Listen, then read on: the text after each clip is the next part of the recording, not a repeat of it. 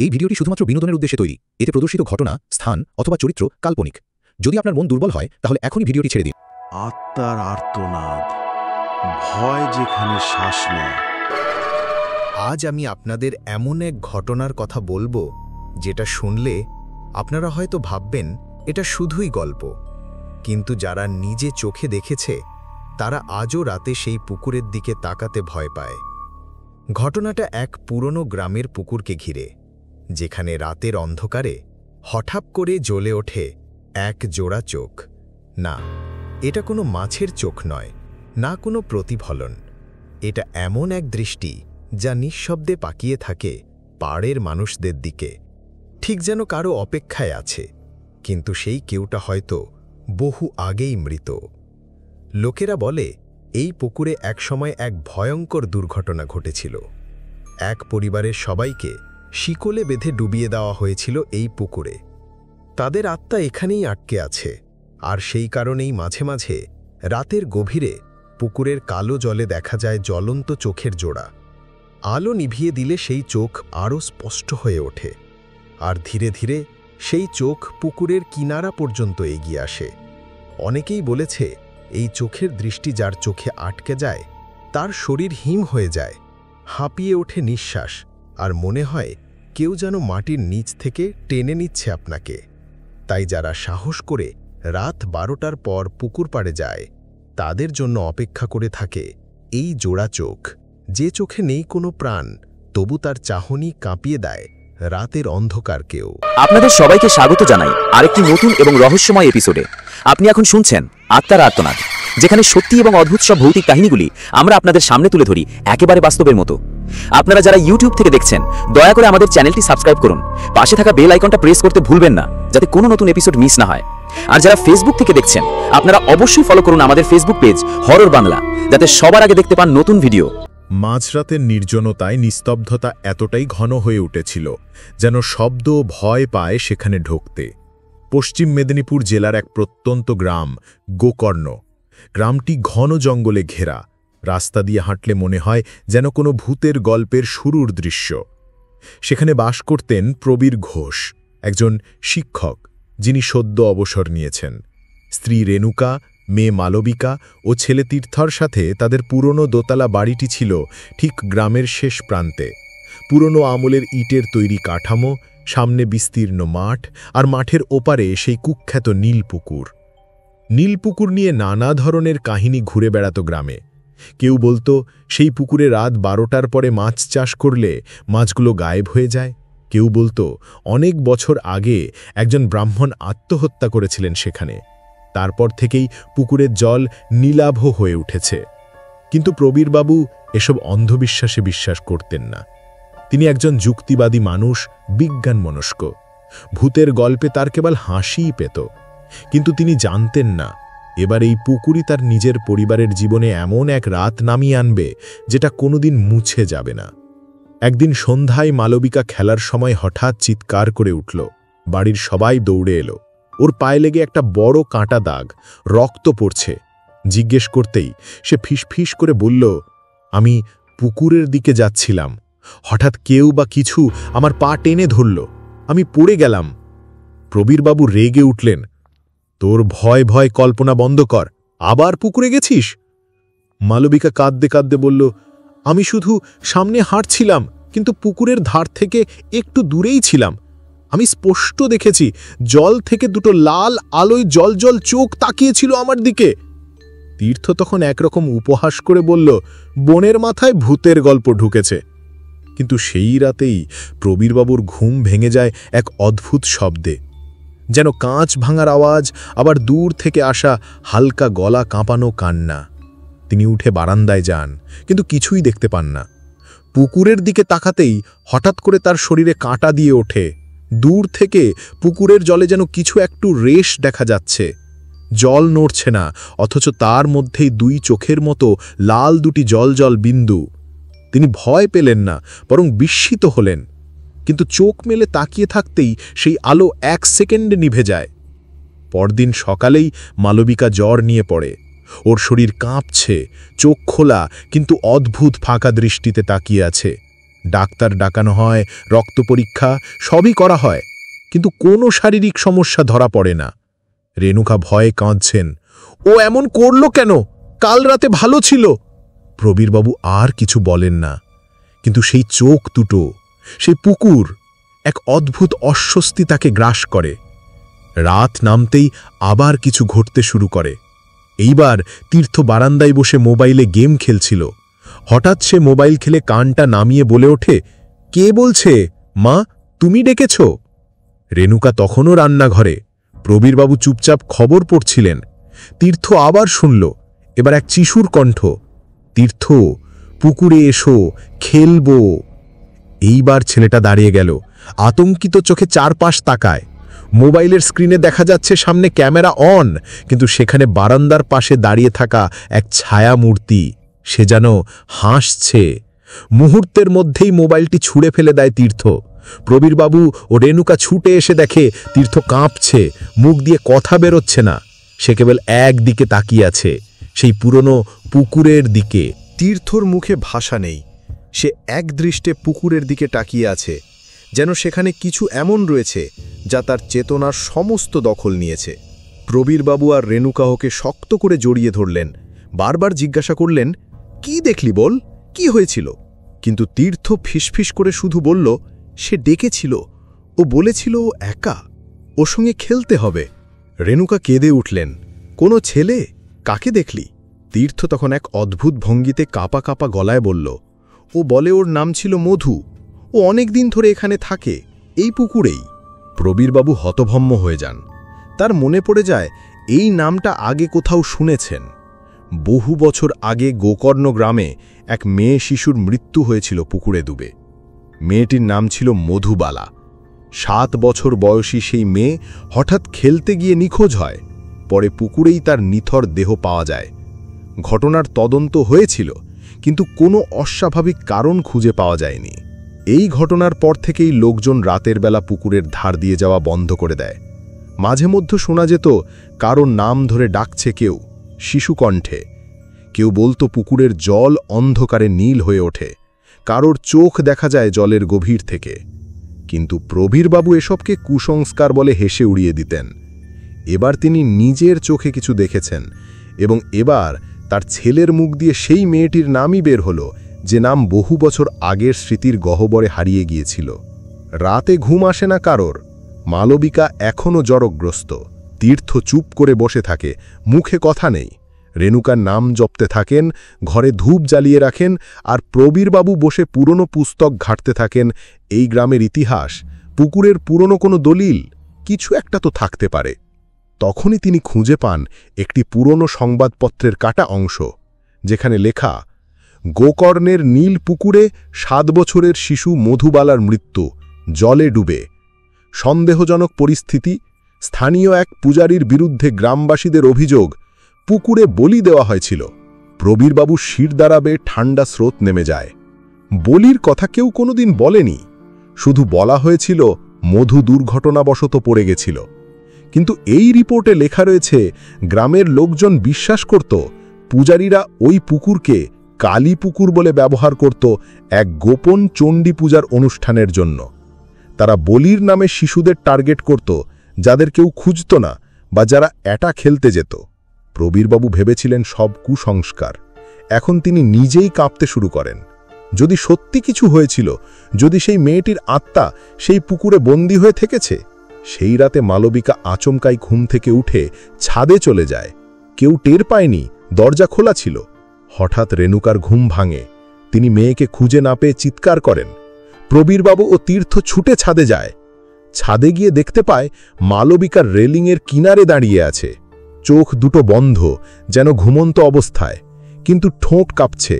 সে বলছে, আমি আসছি মধু, আমি এসেই যাচ্ছি, খেলবো তোকে সাথে নিয়ে। রেণুকা নিচে থেকে কেঁদে উঠেন, মালু, নেমে আয় মা, মালু। হঠাৎই প্রবীরবাবু দৌড়ে যায়, মেয়েকে শক্ত করে ধরে ফেলে দেয় মাটিতে। সে জ্ঞান হারিয়ে ফেলে। মালবিকাকে ঘরে ফিরিয়ে আনার পর প্রবীরবাবু স্থির করেন এবার তাকে সত্য খুঁজতে হবে। পরদিন তিনি স্থানীয় পুরাতন স্কুলের শিক্ষক শ্রীযুক্ত অনিমেষ বাবুর কাছে যান, যিনি গ্রামের ইতিহাস রেকর্ড করতেন। তিনি বলেন, দেখুন, আপনি যদি সত্যি জানেন কি ঘটেছিল তাহলে দয়া করে বলুন। অনিমেষবাবু এক দীর্ঘশ্বাস ফেলে বলেন, সত্যটা বড় ভয়াবহ। আমাদের পূর্বপুরুষরা এই পুকুরে বহু কুকর্ম করেছে। শিশু বলি, গোপন চণ্ডী পূজার বলিদান, সব কিছু। এই পুকুরের জল শুধু জল নয়, এখানে রক্ত মিশে গেছে। আর সেই মেয়েটি মধু, সে বলির শিকার হয়েছিল। এখন সে শান্তি চায়। খেলার নাম করে ও কাউকে ওর কাছে ডাকে। যে যায় সে আর ফিরে আসে না। প্রবীরবাবু চুপ করে থাকেন। অনিমেষবাবু তার হাতে একটি পুরনো পাণ্ডুলিপি দেন। সেখানে এক বিশেষ মন্ত্র লেখা ছিল, যা বলা হয় এই আত্মাকে শান্ত করতে পারে। কিন্তু শর্ত ছিল, মন্ত্রপাঠের সময় একজনকে পুকুরের মাঝখানে দাঁড়াতে হবে, যেখানে সবচেয়ে বেশি বলি হয়েছিল। প্রবীরবাবু কিছু না ভেবে সিদ্ধান্ত নেন তিনি নিজেই যাবেন। রাত ঠিক হয় পরের পূর্ণিমা রাত। পুকুরের জলে চাঁদের আলো পড়বে ঠিক তখন মন্ত্রপাঠ করতে হবে। কিন্তু তারা জানত না, মধু শুধু একটি আত্মা নয়, ও এক প্রবল শক্তি। আর সে জানে কেউ তার বিরুদ্ধে আসছে। পূর্ণিমার সেই রাত যেন অন্যরকম এক নীরবতা বয়ে এনেছিল গোকর্ণ গ্রামে। চারপাশ থমথমে, যেন পুরো গ্রাম দম বন্ধ করে অপেক্ষা করছে কোনো ভয়ঙ্কর কিছু ঘটার। প্রবীরবাবু, অনিমেষবাবু আর গ্রাম্য পুরোহিত গণেশ ঠাকুর মিলে তৈরি হচ্ছিলেন সেই মন্ত্রপাঠের জন্য, যেটা মধুবালার আত্মাকে শান্ত করতে পারে। রেণুকা আর তীর্থ মালবিকাকে নিয়ে ঘরের ভেতরে ছিলেন। মেয়েটিকে রীতিমতো শক্ত করে ধরে রাখা হয়েছে। ওর চোখ অদ্ভুতভাবে লালচে দেখাচ্ছে, ঠোঁটে কেমন ফিসফিস শব্দ, যেন কারো সাথে কথা বলছে। রাত ঠিক 12টার সময় প্রবীরবাবু পুকুরের মাঝে পৌঁছালেন একটি কাঠের নৌকোতে চড়ে। তার হাতে একটি তাম্রপত্র, যেখানে খোদাই করা সেই মন্ত্র, আর তার পাশে মাটির প্রদীপ জ্বলছে। চারপাশের গাছে হাওয়া থেমে গেছে। হঠাৎ করেই শোনা গেল এক শিশু কণ্ঠ, আমার সাথেই খেলতে বলেছিলাম, পালাবে কেন? প্রবীরবাবু চমকে তাকালেন। সামনে কেউ নেই, কিন্তু জলের উপর হালকা ঢেউ উঠে ছড়িয়ে পড়ল এক শিশুর হাসির ধ্বনি। নৌকা একা একা কাঁপতে শুরু করল। জল থেকে হঠাৎ এক ঠান্ডা বাতাস উঠল, তাতে প্রদীপটা নিভে গেল। প্রবীরবাবু দ্রুত মন্ত্রপাঠ শুরু করলেন। ওম হ্রিং কালিকায় নমঃ, ওম দুঃ স্বরূপিণ্যয় চণ্ডিকায় সময় নমঃ। পড়তে পড়তে তার গলা শুকিয়ে এলো। হঠাৎ নৌকার নিচে কিছু একটা বাড়ি মারল। জলের ফাঁকে ফাঁকে যেন চোখ জ্বলে উঠছে, অন্ধকারে জলজ্বলে দুটি চোখ। মালবিকা হঠাৎ ঘরের ভেতর বসে বসে কাঁদতে কাঁদতে উঠে দাঁড়ালো। আমায় যেতে হবে, মধু একা, ও ডাকে। রেণুকা আর তীর্থ ওকে ধরে রাখতে রাখতে হিমশীতল হয়ে পড়ে। মালবিকার শরীর থেকে এক অদ্ভুত গন্ধ আসছে, পচা জলের গন্ধ। অন্যদিকে পুকুরের মাঝখানে প্রবীরবাবু হঠাৎ শুনলেন ঠিক পাশেই কেউ কাঁদছে, একটা ছোট মেয়ে। তুমি আমায় নিয়ে যাবে না? সবাই ফেলে দেয় আমাকে। আমি কি খারাপ? আমি শুধু খেলতে চাই। তিনি শক্ত করে চোখ বন্ধ করে আবার মন্ত্রপাঠ শুরু করলেন। হঠাৎ পুরো পুকুর জুড়ে এক ভীষণ আওয়াজ, যেন কেউ বিশাল পাথর ফেলে দিল জলে। নৌকা ঝাঁকুনি খেতে খেতে ডুবে যাচ্ছিল প্রায়। ঠিক তখনই মন্ত্রের শেষ পংক্তিটি উচ্চারণ করলেন প্রবীরবাবু, শান্তি শান্তি শান্তি। এক ঝলক তীব্র আলো এসে পড়ল পুকুরের জলজলে গভীরে। এক আর্তনাদ ভেসে উঠল, এক শিশুর গলা, তীব্র কান্নার আরতি, না না, আমি একা থাকতে চাই না, আমায় বন্ধ করো না। তারপর আচমকা নিস্তব্ধতা। জল স্থির হয়ে এলো, নৌকা থেমে গেল। চারপাশে যেন অদ্ভুত এক ঘন হাওয়া হালকা হয়ে গেল। গ্রামে সেই রাতেই সবাই দেখল পুকুরের পাশে থাকা পুরনো শ্যাওলা ধরা একটি শালগাছ, যেটাকে লোকে অভিশপ্ত বলতো, হঠাৎ অঝোর ধুলামাটি ঝেড়ে একবারে মরে গেল। গাছটা যেন ভিতর থেকে শুকিয়ে ঝরে পড়ল। প্রবীরবাবুকে অজ্ঞান অবস্থায় উদ্ধার করা হয়। তার মুখে তখনও মন্ত্রের শেষ শব্দ, শান্তি। রেণুকা কাঁদতে কাঁদতে ওর হাত চেপে ধরেন, আর তীর্থ সেই প্রথমবার নিজের বোন মালবিকার মুখে একটুখানি হাসি দেখতে পায়। ওর শরীরটা তখনও কাঁপছে, কিন্তু মুখটা শান্ত। সেই দিন সকালে পুকুরের ধার ঘেঁষে লোকজন একটা অদ্ভুত জিনিস দেখতে পেল। একটি ছোট্ট মেয়ের হাতের বালা, যা বছর 20 আগে হারিয়ে গিয়েছিল, আর এক চুলের কাঁটা, ময়লা ধরা, কিন্তু তাতে মধুবর্ণের নাম খোদাই করা ছিল, মধু। এরপর গ্রামের লোক কেউ আর পুকুরে ভয় পায়নি, বরং পুকুরের চারপাশ পরিষ্কার করে সেখানে দীপ জ্বালিয়ে মধুর আত্মার শান্তি কামনায় প্রার্থনা শুরু করল। তবে প্রবীরবাবু এখনও রাতে সেই পুকুরের দিকে তাকিয়ে থাকতে ভয় পান, কারণ মাঝে মাঝে, একদম মাঝরাতে, ঠান্ডা বাতাসে ভেসে আসে সেই গলা, খেলবে তো আমার সঙ্গে, আমি একা। পরের দিন সকালটা ছিল অদ্ভুত রকম শান্ত। সূর্য উঠেছে, পাখিরা ডাকছে, কিন্তু গোটা গোকর্ণ যেন একটা গভীর ঘুমে মোড়া। তবে সেই ঘুমের নিচে জমে আছে একরাশ অব্যক্ত ভয়, অদেখা অভিশাপের গন্ধ। মালবিকা সুস্থ হলেও তার চোখের গভীরে একটা শূন্যতা রয়ে গেছে। সে আর আগের মতো কথা বলে না, হাসেও না। সারা দিন চুপ করে বসে থাকে বারান্দার কোণে। রেণুকা মা হিসেবে বুঝতে পারেন কিছু একটা বাকি থেকে গেছে। মধুবালার আত্মা হয়তো শান্ত হয়নি এখনো, বরং হয়তো অপেক্ষা করছে। প্রবীরবাবু সেই ঘটনার পর প্রায় 7 দিন নিঃশব্দ ছিলেন। শুধু কখনো কখনো পুকুরের দিকে তাকিয়ে আপন মনে বিড়বিড় করতেন, চোখ, জল, আলো, সেই গলা। অবশেষে গ্রামের এক প্রবীণ মানুষ, রামানন্দ মিত্র, যিনি একসময় এই পুকুর ঘিরে কাহিনী শুনেছিলেন, তাকে ডেকে আনা হয়। তিনি এসে পুরনো নথি ঘেটে জানান এক ভয়ঙ্কর তথ্য। এই পুকুর তৈরি হয়েছিল প্রায় 150 বছর আগে।